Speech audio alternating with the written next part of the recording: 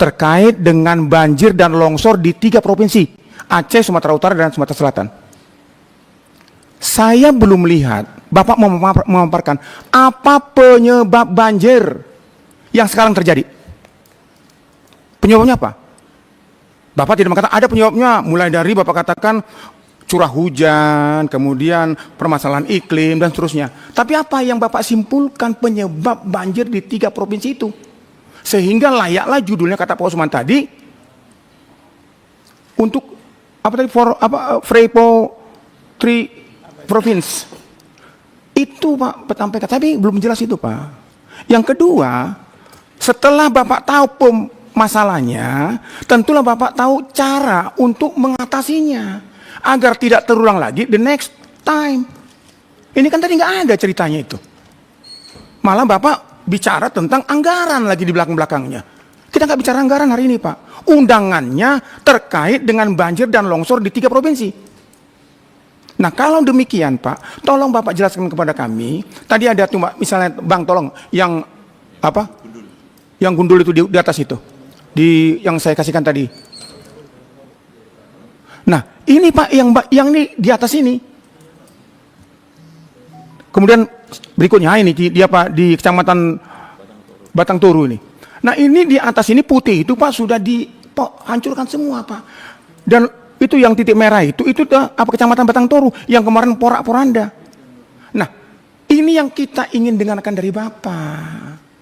Bukan bicara Bapak belum mengeluarkan satu pun tentang apa izin penggunaan hutan, bukan itu poinnya Pak. Bahwa itu peristiwa yang lalu, masalah kementerian yang lalu, itu bukan itu poinnya. Bagaimana Bapak melihat ini, kemudian DAS itu sudah cukupkah untuk bisa mengatasi kebanjir? Sudah cukupkah bisa mengatasi ini? Kalau Bapak nggak cerita sama sekali. Sehingga cara, pola, solusi terbaik untuk mengatasi ini Bapak beberkan kepada kita. Sehingga kami di Komisi 4 mendukung. Jadi runtutannya begitu Pak. Karena tujuan kita sore ini adalah mengatasi banjir dan longsor.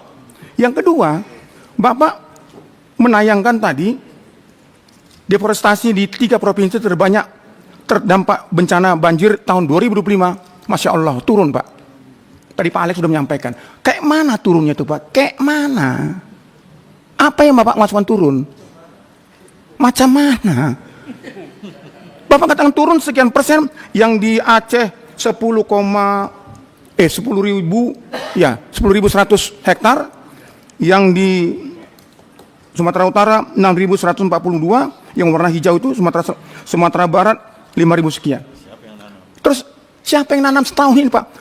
Ini Bapak bilang tahun 2025 itu sudah terjadi menurunnya deforestasi. Tapi Bapak ceritakan dulu di mana tempat itu Pak? Barang itu di mana? Tadi Pak Johan mengatakan jangan main angka-angka Pak. Menyedihkan ini main angka-angka. Bila perlu kita datang ke sana yang Bapak katakan sudah menurun itu. Kita datang ke sana. Masih ada kunker kita, tahun depan ini masih ada kunker panjang lagi nih. Kita ke sana Pak melihat.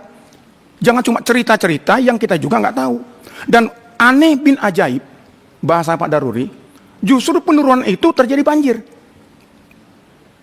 Sebelum tahun 2005, menurut Pak Daruri, sudah sekian puluh tahun dia di sana, sampai sekarang pun masih ada jejaknya di sana, belum pernah banjir Pak. Belum pernah banjir. Justru yang Bapak kata penurunan itu malah banjir. Masya Allah, luar biasa ini. Di saat penurunan, disitulah kalau dengan logika itu, kalau gitu jangan kita turunkan Pak deforestasinya, biar aja begitu supaya nggak banjir. Kan ini ceritanya. Jadi kami ingin Bapak menceritakan bagaimana penyebab banjir dan bagaimana mengatasi banjir. Baik itu dari formula manusianya, caranya, segala macam, dan termasuk anggaran untuk itu. Supaya kami bisa mendukung dan mensupport. Terima kasih pimpinan.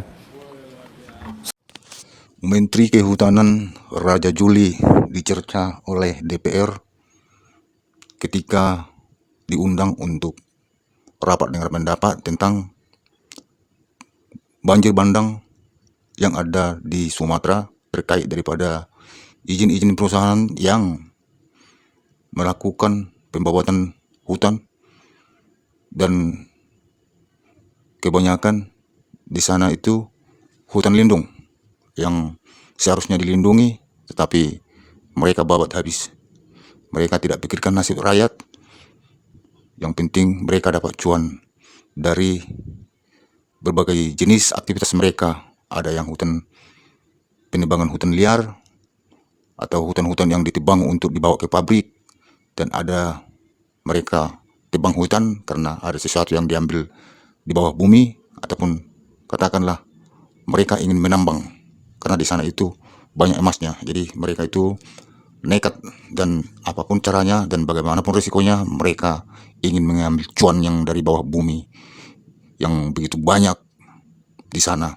Jadi mereka itu tidak seharusnya melalui prosedur ataupun perizinan-perizinan yang resmi yang mempunyai standar operasional, tapi mereka hanya menginginkan mereka itu mendapatkan daripada harta-harta karun yang ada di perut bumi. Jadi dengar pendapat Menteri Kehutanan ini dicerca oleh para DPR, ya kita tidak tahulah cercaan hanya di depan kamera. Kan biasanya kan orang-orang ini kan seperti itu. Kalau misalnya ada kejadian, pura-pura marah, pura-pura ngamuk, pura-pura tegas, so ambil simpati dari masyarakat, begitu ya. Akan tetapi selanjutnya nanti udah diam aja itu, nggak ada tindak lanjutnya, ya. Jadi begini teman-teman, ketika ditanya ataupun diminta keterangan daripada Menteri Kehutanan tentang daripada perizinan ataupun penyebab daripada banjir yang begitu dahsyat yang menenggelamkan banyak rumah-rumah dan menewaskan ratusan, hampir 800 orang yang tewas, dan hampir ribuan juga yang menghilang sampai sekarang belum ditemukan, dan ribuan juga yang luka-luka parah dan luka-luka ringan akibat daripada banjir bandang yang kemarin. Jadi Menteri Kehutanan mengatakan bahwasanya itu bukan hanya karena dibuat oleh manusia, tapi itu karena ada dari faktor alam, artinya faktor ekstrim, begitu. Jadi seandainya maksud dia, kalaupun dibabat habis itu, ya dibabat habis misalnya hutan itu, kalau bukan nggak ada faktor ekstrim alam, ya itu penyebab alam gitu, karena hujan lebat gitu, itu tidak apa-apa, itu maksudnya. Kan itu kan sudah pemikiran goblok itu, ya. Itu menteri apa itu? Buang aja ke laut itu menteri tak guna itu, ya kan? Itu bahasa apa seperti itu? Ya justru itu fungsinya mereka. Ya tetap hujan itu akan turun di mana-mana pun. Itu yang diantisipasi. Jangan sampai nanti hujan turun ataupun cuaca ekstrim, jangan sampai terjadi kejadian seperti ini. Itu yang perlu sebelum terjadi. Itu yang diantisipasi. Jadi kalau hanya sudah terjadi begini, ini karena ini, kan enak saja dia ngomong seperti itu. Justru itu yang diantisipasi. Diantisipasi gimana? Ya jangan ditebang hutan. Jangan biarkan orang-orang yang illegal logging. Jangan sembarangan berikan izin-izin untuk menebang hutan, begitu. Kan itu yang diantisipasi. Kenapa terlalu gampang memberikan izin resmi atau izin separuh resmi, kan banyak itu sekarang. Padahal ya penghasilannya ini untuk negara nggak ada. Ya katakanlah misalnya yang diambilnya 10 triliun. Negara itu paling-paling 10 miliar ataupun 50 miliar begitu. Nggak seimbang begitu. Tetapi dampaknya seperti ini, kerugian untuk masyarakat itu puluhan triliun, ya kan? Sampai nyawa pun menghilang.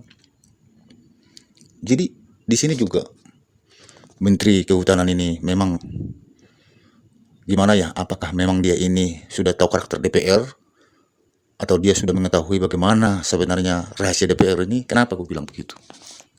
Seharusnya dia berbicarakan fokus tentang apa penyebabnya daripada banjir bandang dan longsor itu yang terjadi di 3 provinsi di Sumatera.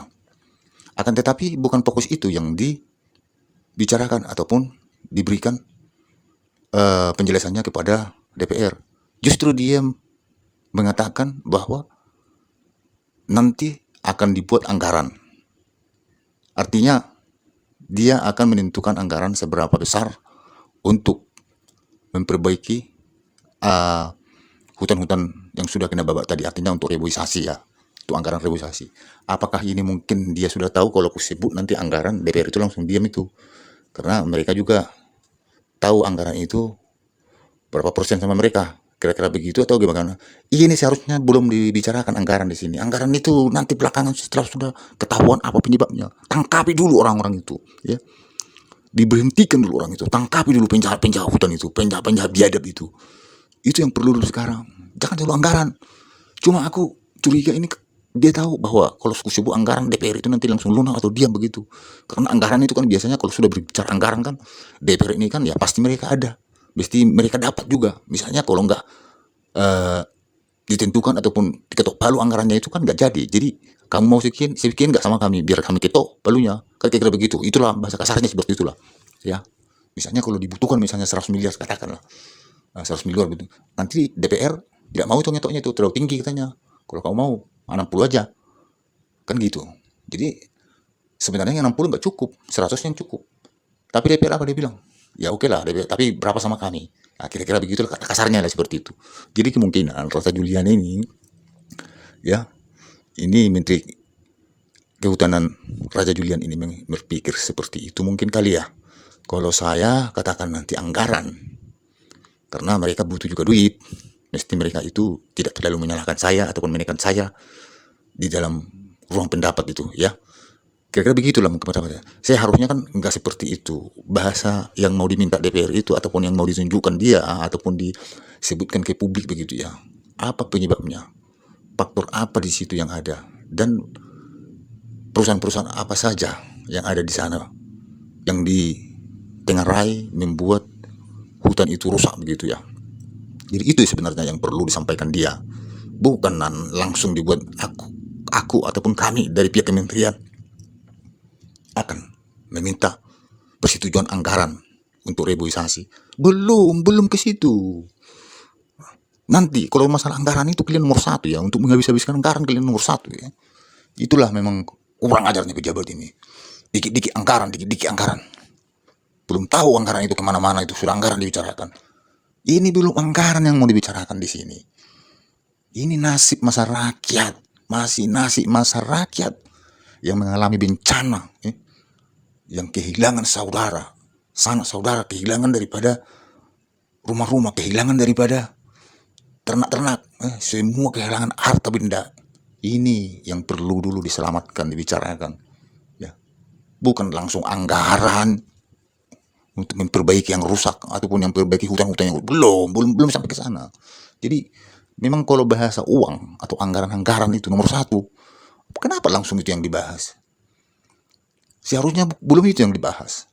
Itu nanti setelah ini, tahap ini sudah selesai, sudah aman tahap ini, siapa penyebabnya dan mana orangnya, perusahaan mana dia, ya, itu dulu, tangkap dulu mereka, adili dulu mereka, baru itu gimana caranya memperbaiki perbuatan mereka yang sempat sudah merusak hutan itu. Tentu terjadi adalah reboisasi.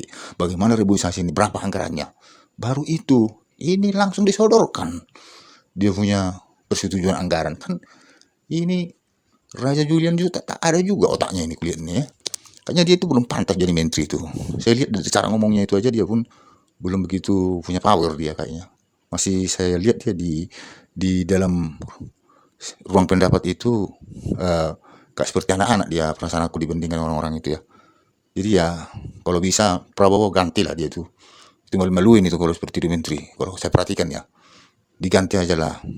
Tapi ya kalau yang mengganti jangan asal digantiin begitu, jangan asal-asal aja orangnya yang dia pilih. Betul-betul yang punya track record lah, yang punya kapasitas lah ya. Jadi jangan cuma hanya melulu anggaran yang dibicarakan, Masa belum ada apa-apa, masih orang yang kehilangan juga belum ketemu, orang yang hilang, orang yang sudah meninggal pun belum dikubur semua, udah anggaran untuk reboisasi dibicarakan. Gila itu orangnya itu. Ya, memang pejabat biadab seperti inilah. Kapan mau maju negara ini kalau seperti ini, otak-otak pejabat ini memang luar biasa memang pemikiran orang ini. Ya, begitu teman-teman.